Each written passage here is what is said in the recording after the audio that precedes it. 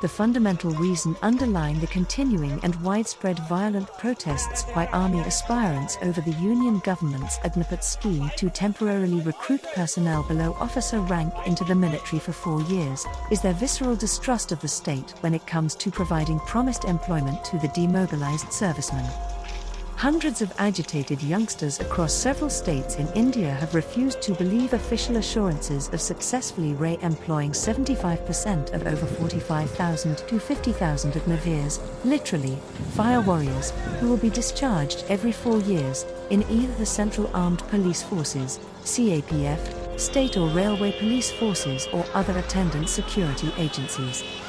They remain equally dismissive of the Union government's intent to urge public sector banks, insurance companies and other related financial organizations, among others, to absorb, in due course, the discharged Agniveers.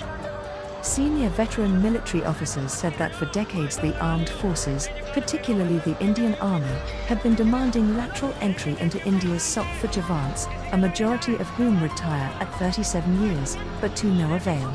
They said successive Indian Army chiefs had periodically mooted proposals on maintaining a youthful army by diverting Javans, even before they retired, into the SOP and replacing them with fresh intakes. But all such propositions, these veterans said, remained stillborn. They also warned that any attempt to initiate any changes, at present, would trigger a rash of litigation which, in India's notoriously sluggish judicial system, could take years to resolve. Consequently, tens of thousands of potentially jobless Agniveers could end up jobless with accompanying risks.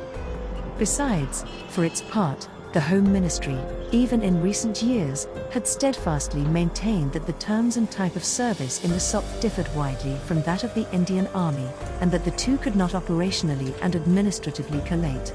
It also backed up this logic with the even more forceful argument that Fauji culture contrasted adversely with the SOP ethos, and hence inducting army personnel into the latter was simply unworkable. It is difficult to classify annual SOP hirings, but the intake of 54,000 Javans into several paramilitary forces was approved by the Home Ministry in July 2018. The SOP inducts recruits aged between 18 and 23 years, with the upper age limit for scheduled caste/scheduled tribe candidates relaxed by 5 years, and those of other backward caste, OBC, aspirants eased by 3 years. All SOP personnel superannuate at the age of 60. However, for many anti-Agnipath demonstrators, the abiding image of scores of ex-servicemen in their village, small town or city, re-employed as lowly security guards, doormen or contractual auto-rickshaw operators, endured, as they set about rioting, burning vehicles and clashing with the police to express their displeasure with the new scheme. Such demoralizing visualization also fueled their hostility towards the government's decades-long yet feeble efforts to resettle ex-servicemen, and one with which a wide cross-section of serving and veteran military officers privately concurred. Re-employment obstacles. Created in late 2004, the eponymous Department of Ex-Servicemen Welfare, DWS, is one of the 5 departments comprising the Ministry of Defense, and according to its website, it is tasked with overseeing matters related to veterans' pension, medical benefits, assorted welfare schemes, and above all, their resettlement. But many agitated youngsters told news reporters that DWS had done little or nothing to resettle ex-servicemen, and that it was only their monthly pensions which had helped them maintain some modicum of dignity in their essentially menial jobs. Some demonstrators in Rajasthan and Haryana regretted that Agniveers would not even have that fallback financial option to salvage their moustaches, which across India were culturally associated with respect, privilege, honor and above all, machismo. Retired Javans at present receive an average monthly pension of 30,000 rupees, alongside subsidized commissary facilities and access to free medical assistance, all of which amount to a considerable pecuniary package.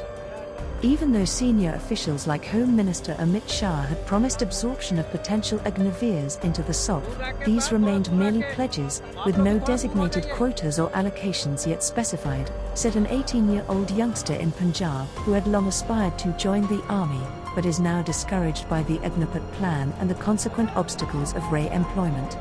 The BJP government's credibility on the job front has been highly questionable, as it had failed in living up to its promise of annually providing employment to over 2 crore people, he said, declining to be named.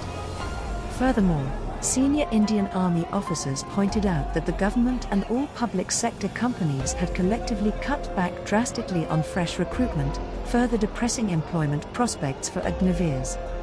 Alongside, private sector corporations too, despite government fiats and veiled threats to provide jobs, had remained impervious to officialdom's employment schemes.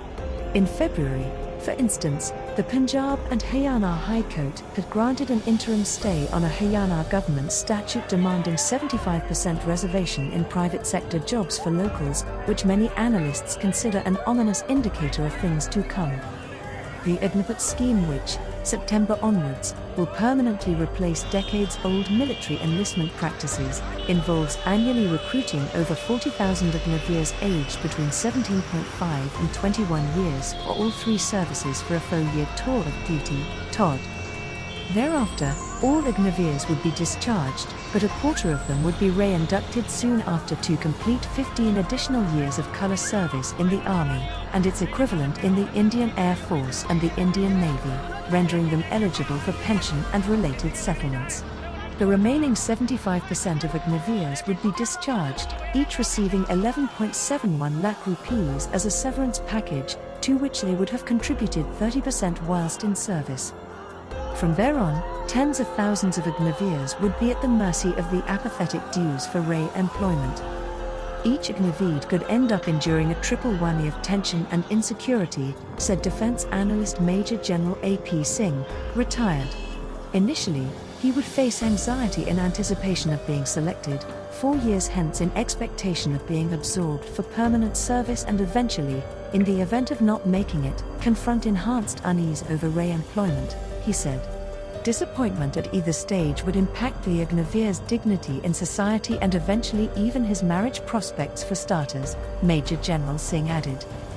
A troublesome future awaits if promised re-employment does not materialize for some, once discharged. With limited avenues for employment, the possibility of weapon and combat-trained Agniveers resorting to criminal activity cannot be ruled out, warned a youngster from Rohtak in Haryana, where anti-Agnipath protests on Thursday, June 16 were amongst the severest, with police vehicles and buses set on fire, and scores of people injured in the day-long violence. Unemployment for men in their 20s with military training, who have been accustomed to a reasonable monthly salary for 4 years, would be nightmarish in a country rife with militancy, caste tensions, land mafias and gang wars, the protester added.